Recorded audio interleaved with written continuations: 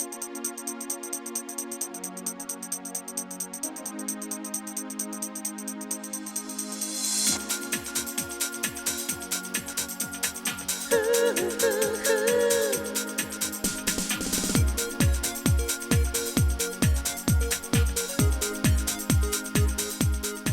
bonjour, ici Jean Sinot du studio Photomode à Québec. Il y a 2 ans environ, je vous ai présenté un sac à dos de la marque Think Tank, le modèle Mindshift Backlight 36 litres, qui est devenu rapidement mon sac à dos par excellence pour les longues randonnées, les excursions, où je voulais emmener beaucoup d'équipements et aussi beaucoup de vêtements. Donc c'est vraiment mon sac qui demeure mon sac préféré depuis que je l'ai acquis.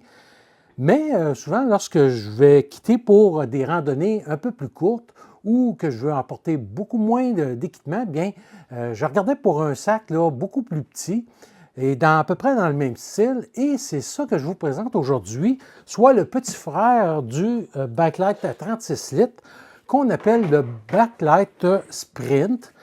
Qui a 15 litres et c'est ça qu'on va regarder ensemble aujourd'hui. Et tantôt, on va faire la différence entre les 2 modèles qu'on va avoir ici. Mais bref, vraiment, écoutez, ce petit sac-là, c'est vraiment en plein qu'est-ce que je cherchais et que vous allez voir, on va découvrir des belles choses. Et pour le prix et son poids, surtout parce que ça pèse seulement 1 kg, le sac, bien vraiment, on peut mettre beaucoup d'accessoires, d'équipements de photo et à un prix abordable. Donc, comme je vous disais, bien, ce sac-là, le gros avantage qu'on va avoir, c'est que c'est un profil qui est très mince. Donc, on va pouvoir avoir un sac qui va être relativement léger dès le départ. Mais si on regarde sur le côté, il est quand même très profond. Et ça, qu'est-ce que ça permet? Vous allez voir tantôt, on peut même insérer à l'intérieur un objectif comme le 180-600 mm de Nikon. Donc, vraiment un sac qui peut en contenir beaucoup et qui est fait sur le même principe que les autres sacs de la série Backlight. Au point de vue des dimensions, bien vous les avez ici, les dimensions extérieures, les dimensions intérieures. Le poids, comme je vous disais, qui est de 1 kg et le sac va quand même contenir jusqu'à 15 litres d'équipement et d'accessoires. Et le gros avantage qu'on va avoir, tout d'abord, bien, ça va être vraiment sur le même principe que ses plus grands frères, si on veut. Et c'est un sac qu'on peut venir, lorsqu'on veut le fermer, on peut venir l'attacher pour qu'il ne prenne vraiment pas beaucoup de place. Donc, la ceinture ici, je peux ramener ça en avant, tout rabattre ça comme vous voyez sur la photo. Et à ce moment-là, si j'ai à glisser ça, exemple, à bord d'un avion ou dans un petit compartiment, bien ça va, en tout cas, très bien s'insérer sans avoir rien qui accroche parce que tout peut venir s'enclencher ensemble et ne pas prendre de place. Donc, vraiment, un point excellent sur le sac. La construction, bien, vraiment très bien faite parce qu'on va avoir vraiment un dos ici qui va être fait en espèce de mèche en arrière qui va respirer avec un appui d'eau. Au point de vue de la ceinture comme telle, si on ne la veut pas, bien, on peut l'enlever. Donc ça, c'est une bonne chose parce que dans son grand frère, si on veut, bien, lui, il reste cousu vraiment après le sac. L'autre chose aussi, il va être muni de grandes attaches, des tirettes après les fermetures éclairs. Donc vraiment, si j'ai des mitaines, et tantôt on va voir, je suis allé à l'extérieur pour tester le sac, et avec des mitaines, des gants, bien, ça se dézippe très, très facilement. On va avoir une description de qu'est-ce qu'on peut mettre à l'intérieur. Comme vous voyez sur la photo ici, bien, on va avoir un appareil, soit un Z6 qu'on voit, avec 70-200 mm plus la bague adaptatrice. On va avoir des compartiments qui sont amovibles complètement à l'intérieur, qu'on peut venir placer comme tous les autres sacs Think Tank à notre guise, de venir vraiment configurer l'intérieur selon le type d'équipement qu'on va avoir. Et aussi, l'autre chose qu'on va avoir, c'est, comme vous avez vu, il est comme les autres sacs Backlight, c'est-à-dire que l'ouverture se fait par la partie qui est dans notre dos. Donc, 2 choses que ça fait, c'est que lorsque je suis en voyage à l'étranger ou dans des villes, peu importe, bien, mon équipement est en sécurité. Donc, vraiment, pour avoir accès, c'est vraiment par l'arrière du sac ici, ou plutôt que sur le dos. Et l'autre chose aussi, qu'est-ce que ça permet d'avoir cette ouverture-là?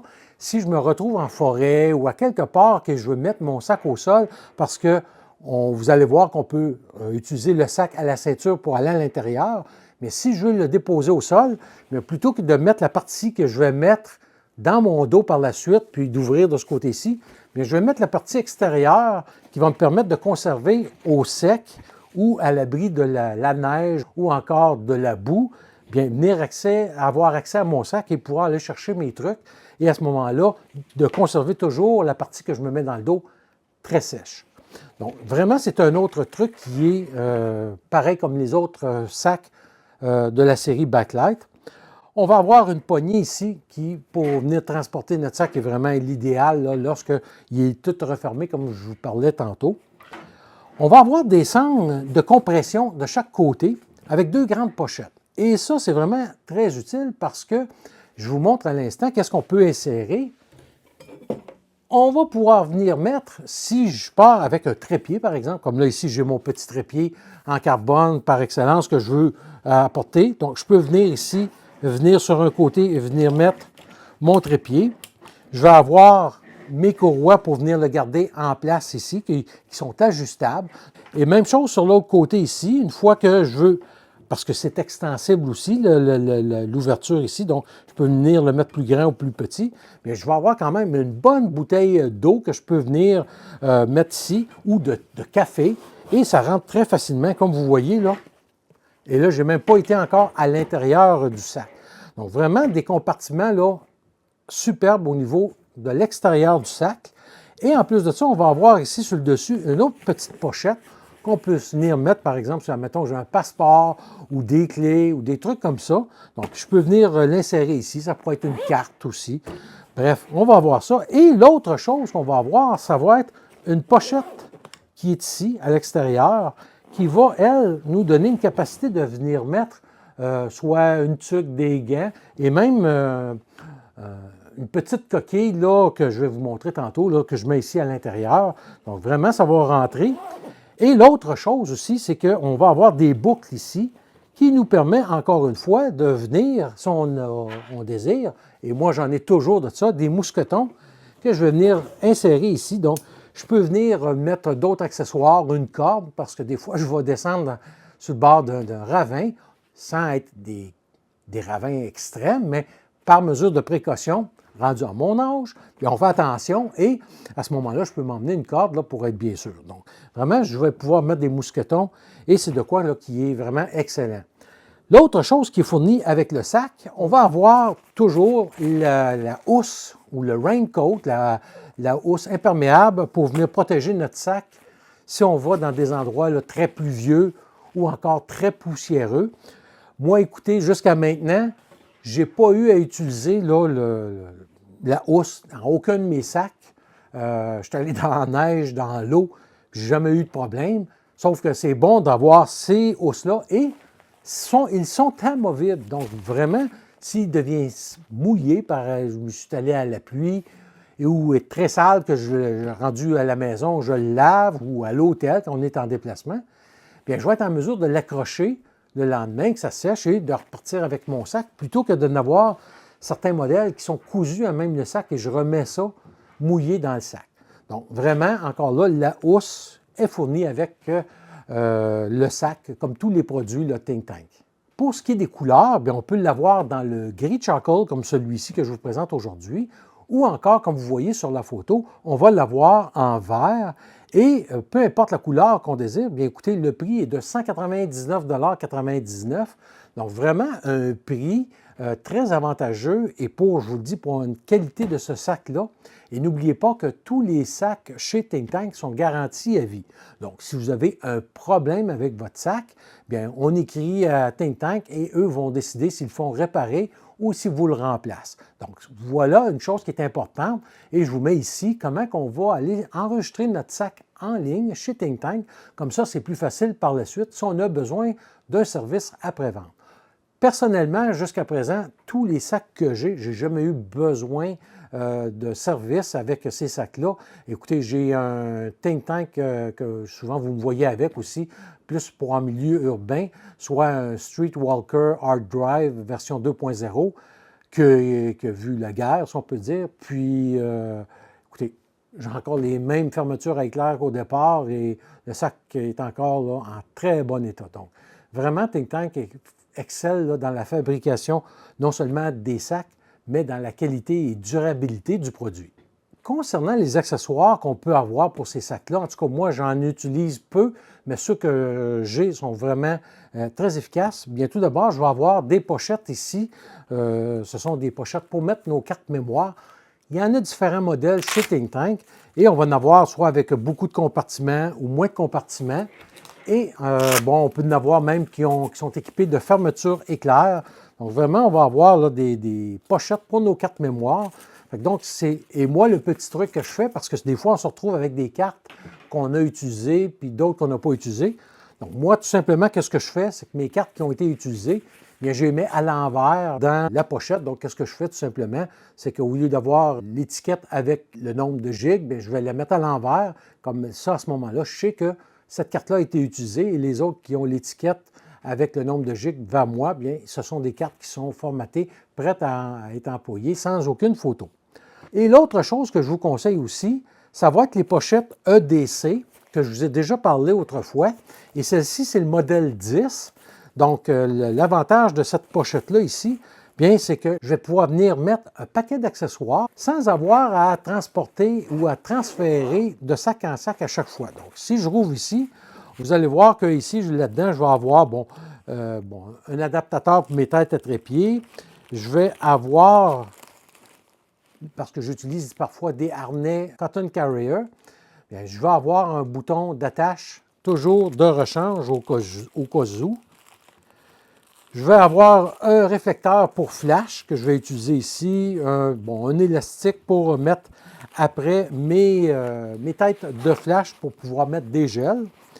Je vais avoir ici dans l'autre compartiment un petit pied pour mettre un flash, parce que des fois, je vais prendre des photos, je vais venir éclairer. Je pourrais faire de la macro, par exemple, et venir donner un éclairage sur un champignon, mais plutôt que de l'avoir de monter sur ma caméra ou de le tenir.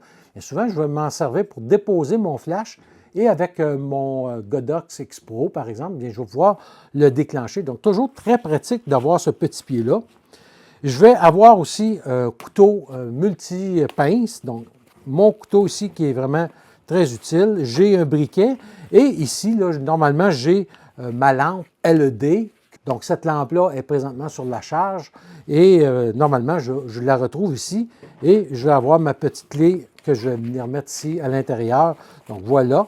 Et donc, je peux, à ce moment-là, si je veux, soit venir le déposer directement dans mon sac. Et si j'ai trop d'équipement, bien, c'est la beauté à ce moment-là, par exemple, du mousqueton, où que je vais venir tout simplement l'insérer.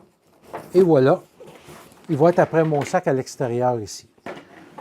Donc, vraiment, là, c'est des petits accessoires qui sont très pratiques à avoir et qui, pour moi, là, me sauvent beaucoup de temps de transférer toutes ces choses-là d'un sac à l'autre. Donc, si j'ai à partir avec mon gros sac, le lendemain, je veux partir plus léger, bien, j'ai tous mes effets que je veux transférer d'un sac à l'autre ici, là-dedans. Maintenant, qu'est-ce qu'on va faire? On va aller voir la comparaison physique entre le sac ici puis mon autre sac de 36 litres. Et je vous reviens comme au départ de la vidéo, je voulais vous montrer vraiment la différence entre les deux sacs. Et on peut voir là, quand même que le sac est quand même d'une belle épaisseur ici, parce que lui, ici, on va avoir un gros compartiment qui est à l'arrière. Et on voit que c'est fabriqué dans les mêmes matériaux. Et c'est vraiment des bons sacs. Et je vous mets ici à l'écran les dimensions, juste que pour vous puissiez voir. Et dans les dimensions, bien, qu'est-ce qui est bon à savoir? C'est de regarder la dimension interne. Moi, c'est surtout la profondeur que je regarde. Comme on voit ici, le 36 litres a 18 cm, alors que le 15 litres ou le Sprint a 14 cm. Et là, qu'est-ce que je fais toujours?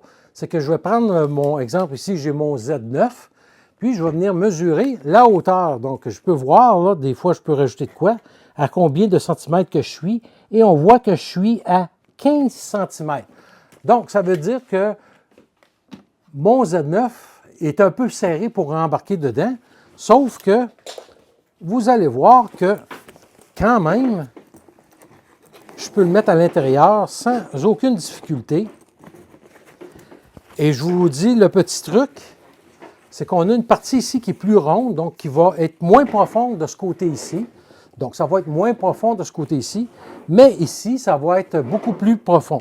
Et vous allez voir que mon Z9, je vais vous le mettre ici.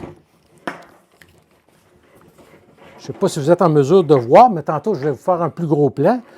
On peut quand même le mettre à l'intérieur. Donc, je vais venir ici. Vous voyez, mon Z9 est rentré. Donc, oui, c'est serré. Moi, quand je le mets dans le dos, je ne le sens pas parce que c'est vraiment très bien coussiné le dos, mais ça rentre quand même. Donc, écoutez, c'est un appareil qui est quand même gros. Et donc, si vous avez un Z8 sans grippe, un Z6, bon, tous ces appareils-là, ça va rentrer. Et moi, la raison principale que j'ai acheté ce sac-là, oui, c'est pour emmener mon Z9 principalement.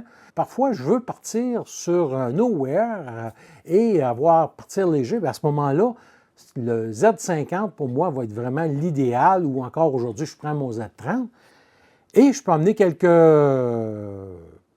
objectifs. Je peux emmener des gants, comme je vous expliquais, et partir très léger. Donc, pour la suite de la vidéo, qu'est-ce qu'on va faire? C'est que je vais venir vous montrer qu'est-ce que je peux mettre à l'intérieur, personnellement, l'équipement que je vais déposer dans ce sac-là.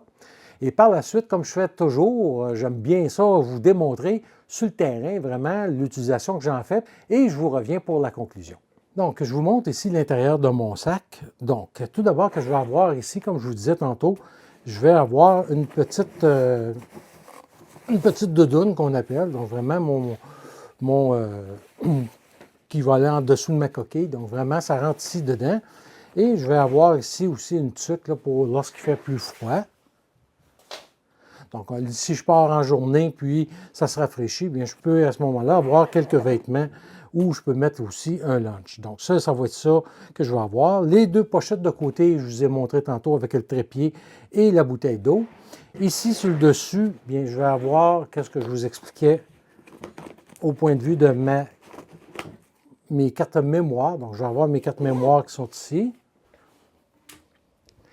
Et, bon, toujours mon mousqueton qui est vraiment très pratique. Et du côté de mon équipement de photo. Donc, vous allez voir, moi, qu'est-ce que je mets vraiment là, de mon côté. Et c'est vraiment là, pour ça que j'aime ce sac-là. Donc, vous allez voir qu'est-ce que je vais mettre. Je vais ouvrir ça ici. Et c'est l'équipement par excellence que j'aime lorsque je veux partir sans trop d'équipement, mais que je vais aller me promener en forêt, je veux faire un peu de tout. Donc, qu'est-ce que je vais avoir ici? Je vais avoir mon Z9. Comme vous voyez, là, ça rentre quand même dedans. Et c'est vraiment excellent. Donc, je vais vous le montrer ici. J'ai mon Z9, voilà. Je vais avoir aussi également mon 14-30 mm. Bon, pour faire du paysage, c'est ça qui est l'idéal, avec le parasoleil qui est ici. Je vais avoir aussi mes filtres de KF Concept pour faire vraiment des longues expositions. Et finalement, un 70-200 mm de série Z. Voilà tout ce que ce sac-là peut contenir. Donc vraiment, là, un sac qui en contient. Et comme vous avez vu, là, bien ici, j'ai fait l'ergonomie à l'intérieur pour vraiment mettre qu'est-ce que je veux apporter. Et l'autre chose qui est vraiment excellente, c'est que je peux en tout temps venir enlever et venir mettre mes autres objectifs ou remettre d'autres choses si je veux. Donc vraiment, là, un sac qui en contient beaucoup. Et surprise, regardez qu'est-ce que j'ai ici à l'intérieur. Donc la chose à faire, c'est vraiment de venir enlever la courroie ventrale, puis je vais venir tout simplement donner du jeu ici.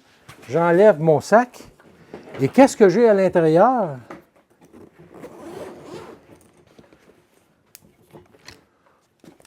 Oui, mon Z9 avec le 180-600 mm.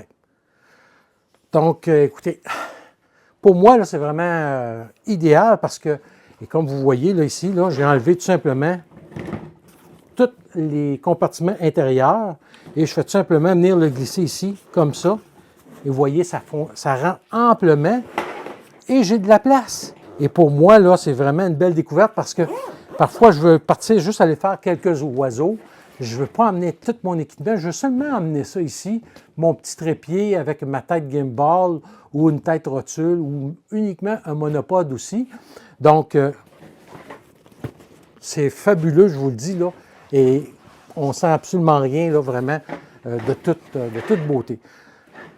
Donc, vraiment, un sac, là, écoutez, je n'ai essayé des sacs que j'aurais jamais pensé que mon Z9 allait rentrer avec le 180-600 mm. Donc, vraiment un beau côté positif pour le Backlight Sprint. Alors ici, comme vous voyez, j'ai emmené présentement mon Z9 avec le 70-200 mm. Puis j'ai aussi un petit grand angle pour faire du paysage. On est à la base de plein air de Sainte-Foy et on va se promener ici, essayer de voir si on a des oiseaux et quelques paysages.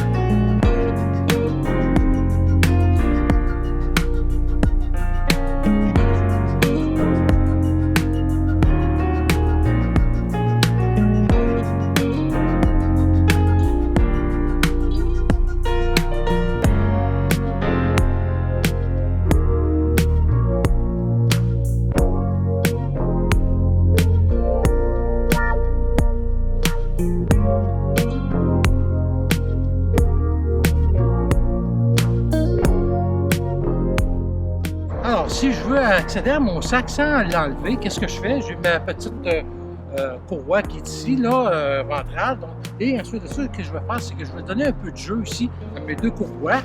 Et ma ceinture, ici, je la laisse en place. Donc, je vais tout simplement l'enlever et je vais venir faire une rotation tout simplement de mon sac comme ça ici. J'ai mon appareil qui est ici. Je peux ouvrir mon sac, venir chercher mon autre objectif. Je pourrais même dire, je veux placer mon appareil, le Z9, qui est quand même une bonne grosseur, vous allez voir. On rentre ça dedans.